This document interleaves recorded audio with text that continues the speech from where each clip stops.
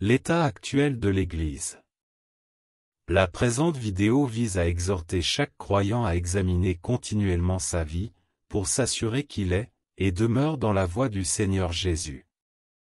Je rappelle, à toute fin utile, une pensée de Socrate, qui sied bien à notre thème. Il dit en substance: la vie non examinée ne mérite pas d'être vécue. D'où la question que je me pose. Quel est l'état de l'Église aujourd'hui? Commençons par citer deux extraits du Nouveau Testament.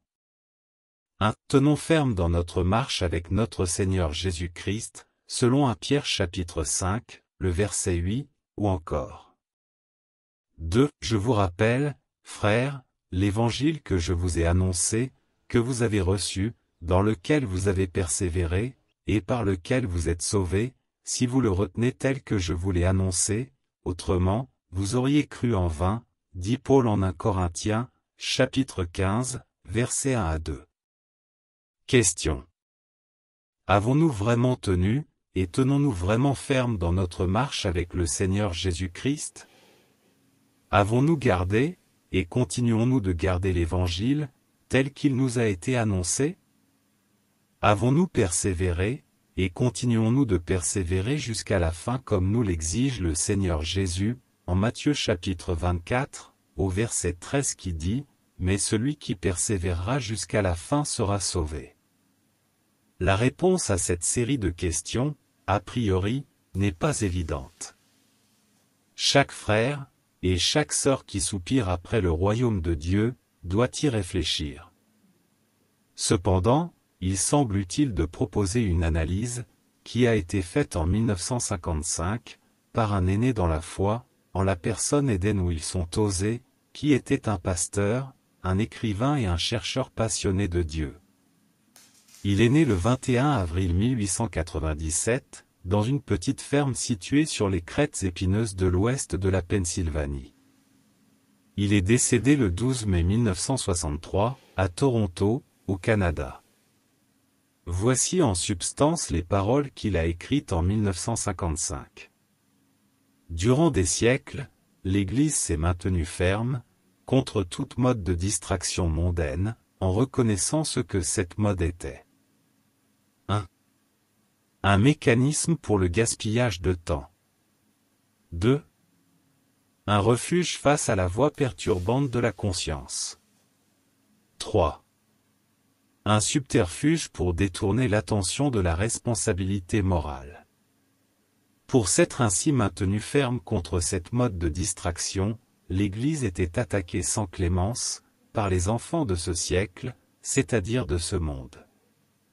Cependant, dans les derniers temps, l'Église s'est fatiguée d'être attaquée, elle a de ce fait abdiqué la lutte. Elle semble avoir alors décidé que, si on ne peut vaincre le grand Dieu de la distraction, il vaut mieux s'unir à lui, et utiliser ses pouvoirs autant que l'Église le peut. D'où, toutes les dérives que nous pouvons constater jusqu'aujourd'hui. C'est ce que je déduis de l'analyse de Tozer. Que pouvons-nous faire? Assurément plonger nos regards dans la parole infaillible de notre Seigneur et Sauveur Jésus-Christ, qui seul, nous montre la voie à suivre, pas à pas. D'ailleurs cette parole nous avertit quant à ce que nous devons savoir dans les derniers jours, cela en 2 Timothée chapitre 3, du verset 1 au verset 15, sache que, dans les derniers jours, il y aura des temps difficiles. Car les hommes seront égoïstes, amis de l'argent, fanfarons, hautains, blasphémateurs, rebelles à leurs parents, ingrats, irréligieux, insensibles, déloyaux, calomniateurs, intempérants, cruels, ennemis des gens de bien, traîtres, emportés, enflés d'orgueil, aimant le plaisir plus que Dieu, ayant l'apparence de la piété, mais reniant ce qui en fait la force. Éloigne-toi de ces hommes-là.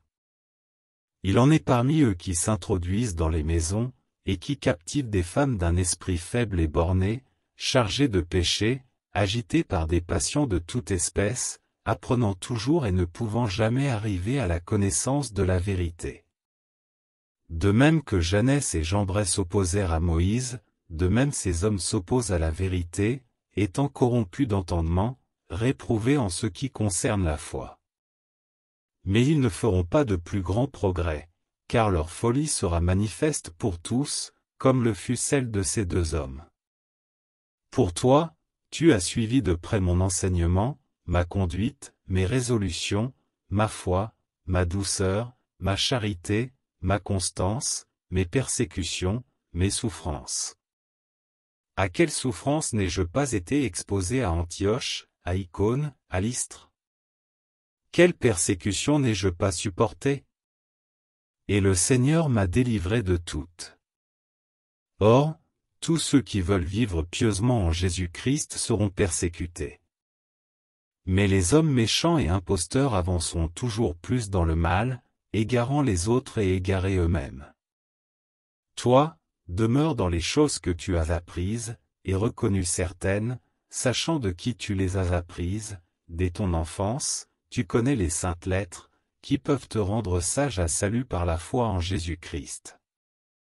À travers cette grande écriture, ne discernons-nous pas la voie que nous devons examiner, entre autres, pour espérer nous approcher du Seigneur Jésus, par le Saint-Esprit, notre enseignant par excellence selon Jean chapitre 16, le verset 13? Quand le Consolateur sera venu, l'Esprit de vérité, il vous conduira dans toute la vérité, car il ne parlera pas de lui-même, mais il dira tout ce qu'il aura entendu, et il vous annoncera les choses à venir.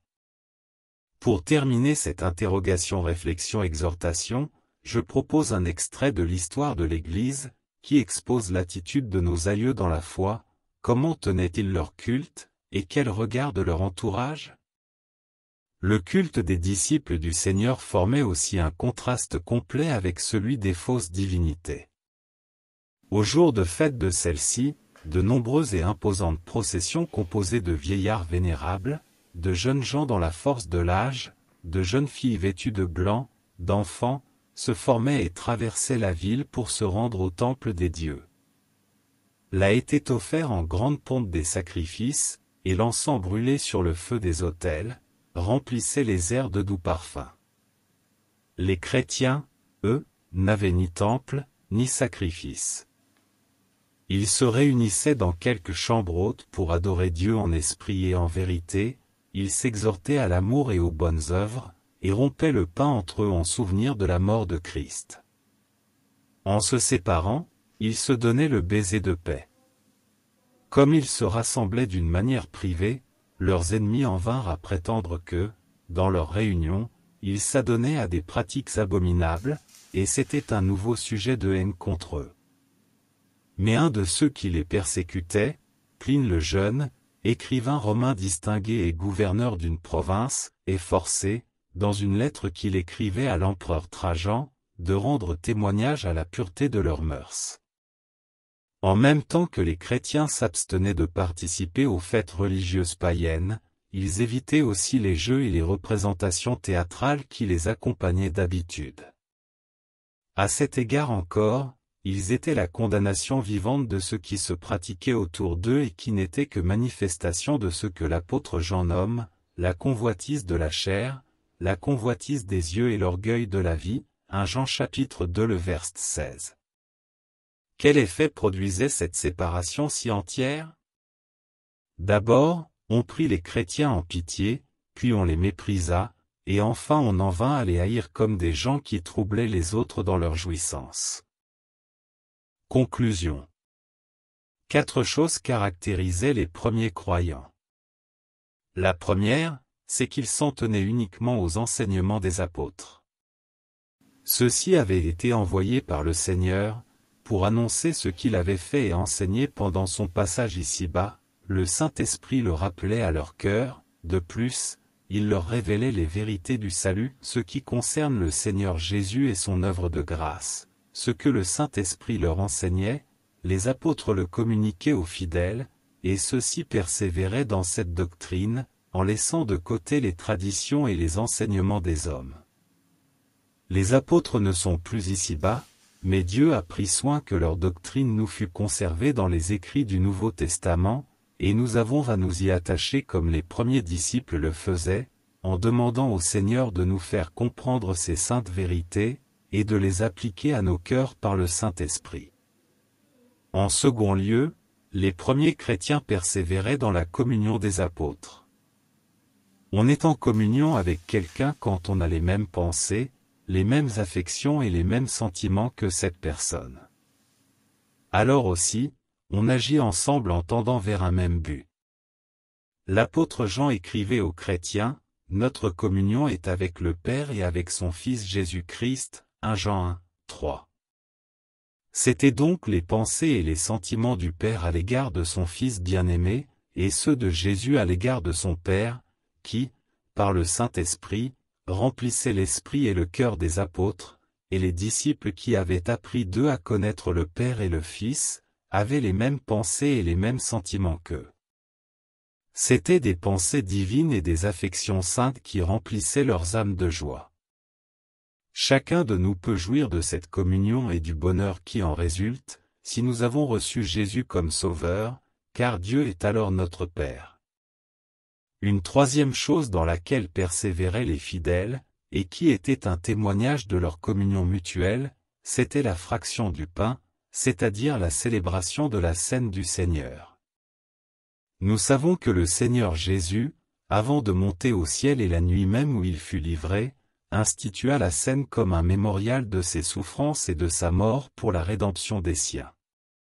C'est le gage de son grand amour pour eux, amour plus fort que la mort. Les croyants à Jérusalem étaient ensemble à la table du Seigneur, comme rachetés par son précieux sang et membres d'une même famille, se souvenant d'un même cœur de celui qui les avait aimés et sauvés. Les rachetés du Seigneur continuent à célébrer la Cène et le feront jusqu'à son retour. Alors ils seront avec lui, ils le verront lui-même, il n'y aura plus besoin d'un mémorial. Quelle joie devrait remplir nos cœurs à la pensée d'être un jour dans le ciel et de contempler l'agneau qui a été immolé. Enfin, les premiers chrétiens persévéraient dans la prière. La prière suppose que nous connaissons notre faiblesse, notre impuissance et le besoin que nous avons de la grâce et du secours tout-puissant de notre Dieu.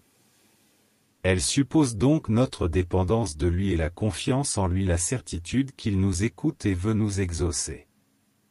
Dans la prière, on s'approche de Dieu tout simplement pour lui exposer ses besoins, on le prie, et en particulier, et dans la famille, et dans l'assemblée.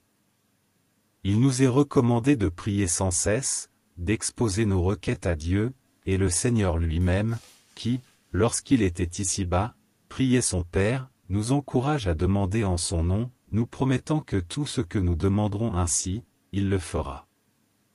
Tels étaient les traits caractéristiques de la vie intime des premiers chrétiens et le mobile secret de leur vie au dehors. La puissance de Dieu manifestée par les miracles produisait de la crainte parmi le peuple, mais la vie sainte des disciples agissait sur les âmes pour les attirer à Christ. La prochaine fois, nous partagerons une réflexion sur les raisons pour lesquelles les croyants et croyantes en Jésus-Christ doivent s'efforcer à lire la parole de Dieu par eux-mêmes. Merci et à très bientôt.